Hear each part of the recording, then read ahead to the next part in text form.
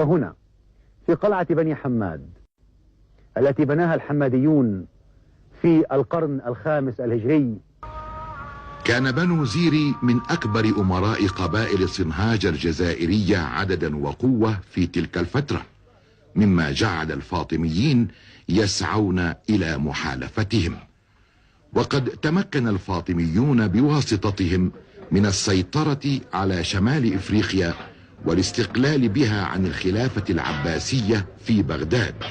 انقسم بنو زيري على أنفسهم، فحكم قسم منهم المغرب الشرقي أي تونس، وحكم القسم الآخر وهم الحماديون المغرب الأوسط أي الجزائر. شيد الحماديون عاصمتهم الأولى هنا على منحدر جبل كتامة بالقرب من مدينة المسيلة، وأطلقوا عليها اسم القلعة، قلعة بني حماد. أما الذي شيدها فهو حماد بن بولقين، أشد أمراء قبائل صنهاج الجزائرية بأسا وعزما. وقد برع الحماديون في صناعة فسيفساء الخزف، وتركوا لنا منها نماذج مميزة.